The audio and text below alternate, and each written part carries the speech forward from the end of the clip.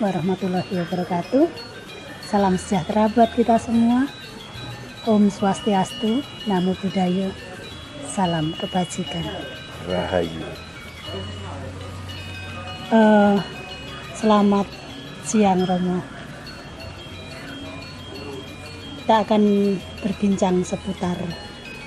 Saya mulai ini Romo, gini Romo. Saya membaca beberapa referensi buku tentang Kebu Iwo. Kita akan membahas atau ngobrol tentang itu ya Romo ya. Iya. Jadi gini, Kebu Iwo yang saya tahu itu seseorang Mahapatih yang kuat dari kerajaan pendahulu. Nah, saya membaca dari buku dan terakhir saya membaca dari tulisan Romo tentang Mahapatih Kebu Iwo ini. Di situ tertulis ada kata Sukma Suci. Ya. Nah, membaca dari sekian bacaan yang sudah saya baca. Jadi Romo menuliskan di situ bahwa Sukma Suci Kebu Iwo. Ya, ini apa Romo? Ini sepertinya begitu mendalam gitu. Itu sebuah cerita yang panjang. Oh gitu. Cerita yang panjang karena mengambil nama Sukma Suci itu sendiri, kita harus punya literatur referensi.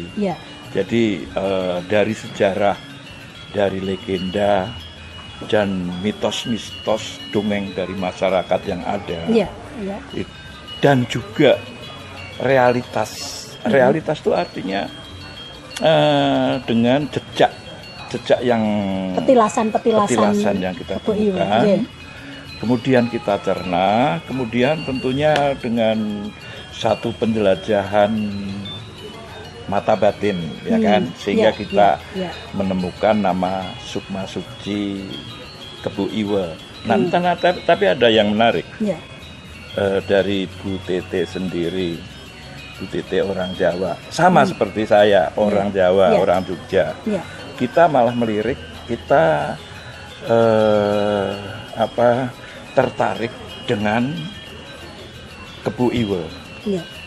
Sebelum saya sampaikan lebih jauh, apa sih tentunya, karena ternyata baca tulisan saya juga. Jadi gini Romo, saya pernah ke puronya Pura Puseh ya, Pura Puseh, di mana Kebu Iwo berdoa di situ. Jadi kalau tidak salah dulu di situ juga rumahnya Kebu Iwo, tidak salah. Ya, nah waktu saya ke sana itu saya sepertinya kok apa ya, kalau masyarakat atau orang mengiranya saya itu seperti, maaf ini orang kebanyakan kayak orang kerasukan atau apa gitu ya, halu gitu ya. Halu. Tapi benar, saya merasakan di sana waktu saya ke sana itu, saya merasakan bahwa saya seperti kenal, saya seperti tertarik dengan cerita dari perjuangan beliau ini. Nah, lalu saya mulai membaca beberapa referensi begitu, mulai membaca, kemudian apakah benar cerita Kebu Iwo itu seperti ini. Lalu ya itu yang terakhir itu saya baca tulisan Romo bahwa ada sebagian cerita yang kalau menurut Romo ada sebagian cerita Kebu Iwo ini yang tidak seperti itu, dan bahkan lebih mendalam lagi Romo mengatakan di situ, menuliskan di situ bahwa ada Sukma Suci dari Kebu Iwo dalam ikut turut serta mempersatukan NKRI Nuswantara waktu itu ya, ikut mempersatukan Nuswantara. Nah itu yang saya rasakan waktu itu di Pura Puseh itu begitu. Jadi saya begitu istilahnya, kalau saya boleh bilang saya kena ini, kena energinya gitu ya. Nah itu bagaimana Mo?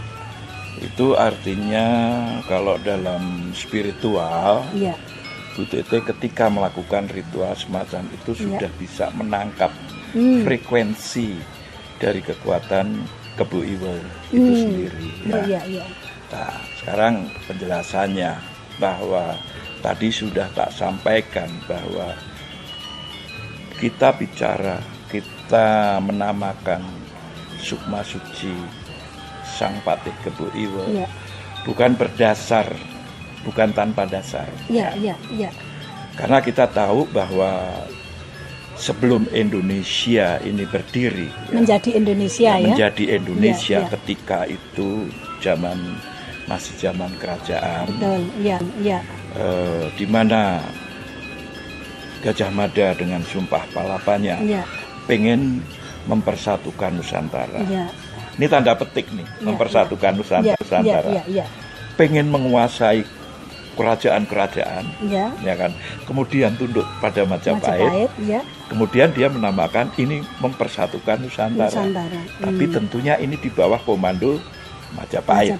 Kerajaan Majapahit. Itu ya kan.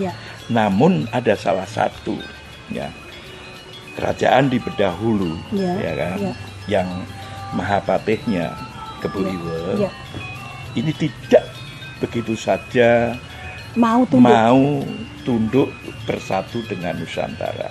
Ini ada alasannya, ya kan? Alasannya adalah bahwa ketika dia itu mau bersatu dengan Nusantara, maka berarti dia harus tunduk kepada Gajah Mada, dengan Kerajaan Majapahit, ya kan? Nah, di sini tentunya Kebu Iwe menjaga kedaulatan Bedahulu ketika itu. Sebagai panglima ya. Sebagai panglima. Terus ini kita bicara dalam segmented kenapa saya menamakan Kebu Iwe ya. Kenapa Romo justru menyentuhnya di Sukma Sucinya itu. Jadi bukan latar belakang siapa Kebu Iwe. Iya. Tapi Kebu Iwe buat saya adalah dia selain seorang Mahapatih yang ksatria, tapi dia itu berjiwa Brahmana. Seorang Brahmana, namun dia mempunyai sikap ksatria. Itu tuh. Karena di latar belakang itu perjalanan spiritual, perjalanan keyakinan Kebu Iwe itu latar belakangnya memang sangat luar biasa, ya kan? Dia adalah putra dari resi, putra dari seorang resi.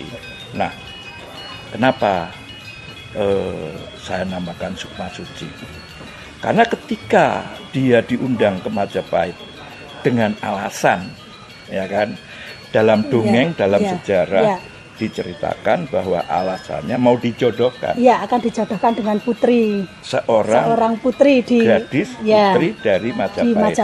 Dari Majapahit, betul. Nah, itu sejarah. Oh, itu dongeng. Tapi coba kita pikir pakai logika. Ya.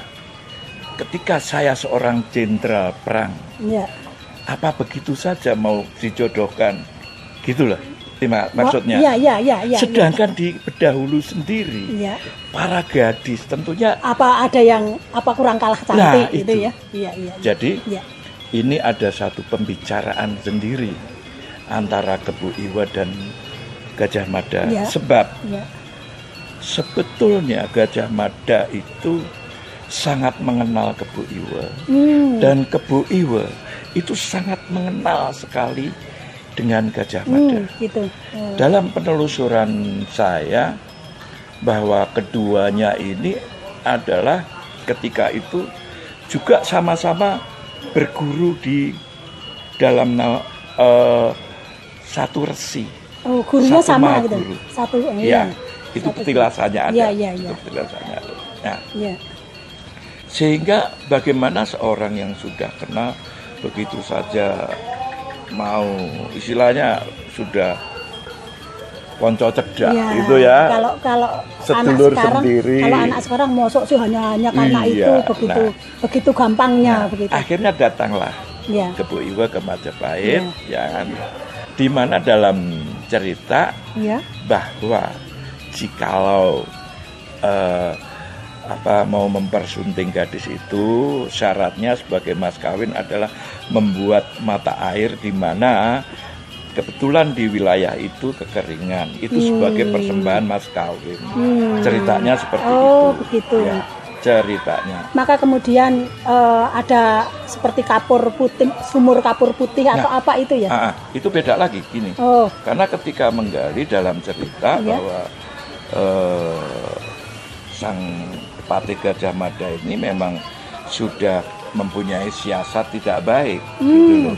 Jalan cerita dia ketika menggali sumur itu terus ditimbun. Namun, ini ya kan. Namun, walaupun situs sumur itu ada, tapi apakah bukan ini sebuah filosofi? Sanepo atau Sanepo. Iya, kalau orang Jawa bilang sanepo. Karena gini, Gajah Mada itu tahu kekuatan Kebu Iwe, tidak mudah dikalahkan. Gajah Mada itu tahu dia jika bertempur tidak bisa mengalahkan Kebu Iwe. Karena Kebu Iwe itu sebagai kakak perguruan. Nah, jadilah akhirnya mereka berbincang. Ini sekarang versi saya, yang tidak tetap dalam benang merah sejarah. Gini Romo, saya pengen menyampaikan dulu gini. Versi yang saya baca itu kan Kebu Iwe kemudian ditimbun batu, kemudian muncul lagi karena belum wafat, kemudian dengan trik-trik yang lain gitu ya, trik-trik yang lain sampai kemudian ya tetap saja karena kuatnya Kebu Iwe maka tidak meninggal gitu. Tapi kalau versinya Romo bagaimana? Gini, dalam penelusuran ya, tentunya penelusuran ini berdasar tadi sudah tak sebut ya, ini itu juga petilasan dan juga pencarian dengan mata batin. Dengan penelusuran benar atau enggak. Karena kebenaran sejati itu ada pada ketika hati kita mengetahui apa sih ceritanya. Seperti Ibu Tete tadi, ketika datang ke Pura Pusat, ya, itu merasakan getaran frekuensi. Betul. Halnya saya dalam menelusuri tentang ini juga seperti itu. Nah, ceritanya begini. Jika di sejarah, jika di dongeng dikatakan seperti itu, maka yang terjadi adalah sebetulnya antara Kebu Iwe dan Gajah Mada itu saling berunding, saling ngobrol, ya kan? Sesama jenderal, sesama Mahapatih, bukan sesama prajurit yang main gundu atau gitu ya? Tidak, tapi sesama panglima, sesama Mahapatih, mereka berunding apa. Jadi bukan sekedar akan menjodohkan. Itu hanya kembang-kembang cerita, bunga-bunga cerita, ya kan? Nah, intinya adalah dalam persetujuan bahwa Kebu Iwe ini mau mendukung sumpah palapanya Gajah Mada. Berunding untuk itu ya, Mo? Ya. Berunding untuk itu, Berunding untuk itu. Namun sebagai seorang Mahapatih, panglima, apa iya dia akan begitu saja menerima? Maka yang terjadi adalah sebagai tadi sudah tak bilang bahwa Kebu Iwe ini juga selain kesatria adalah Brahmana, melihat satu kebaikan untuk Nusantara, bahwa hal itu memang pantas dan perlu didukung. Namun sebagai pribadi seorang Mahapatih yang harus menjaga kewibawaan kerajaan ya. Dia tidak bisa begitu saja mendukung, karena mendukung berarti kalah atau menyerah. Menyerah. Maka keduanya sepakat bahwa apapun itu Gajah Mada harus mengalahkan Majapahit. Dalam kutip harus bertempur. Gajah Mada harus mengalahkan Kebu Iwe. Dalam kutip mereka harus bertempur, berperang. Nah, dalam perperangan tentunya Gajah Mada sudah tahu dia tidak akan mengalahkan Kebu Iwe. Di situ Kebu Iwe menyampaikan, kelemahan saya ada di sini. Lemparlah saya dengan batu putih.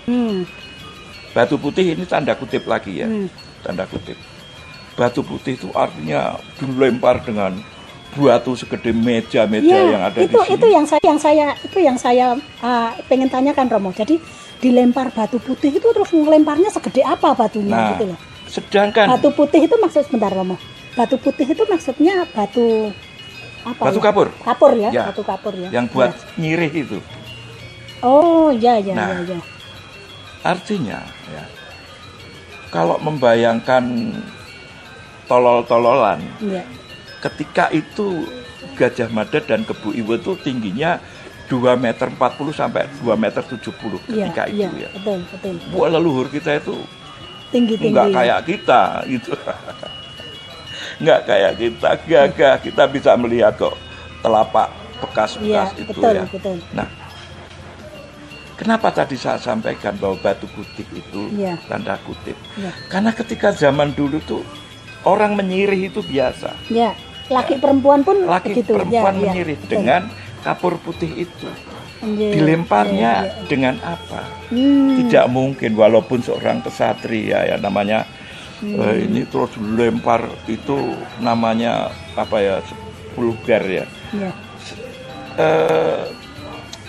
Tentunya sesuatu yang gede ini dikalahkannya dengan sederhana, mungkin dengan saling menyirih atau apa. Ini yang belum bisa saya tangkap. Nah, judul ceritanya akhirnya keduanya sepakat, oke, saya sepakat. Tapi jangan sampai mengorbankan para prajuritnya. Karena niatnya bersatu malah bertempur. Memang Kebu Iwa datang ke Majapahit dengan pasukannya. Karena sejarah yang mengatakan bahwa ketika berlayar kapalnya Kebu Iwa itu mengalami kebocoran sebuah sabotase itu memang benar. Gitu loh. Nah, jangan dikorbankan prajuritnya.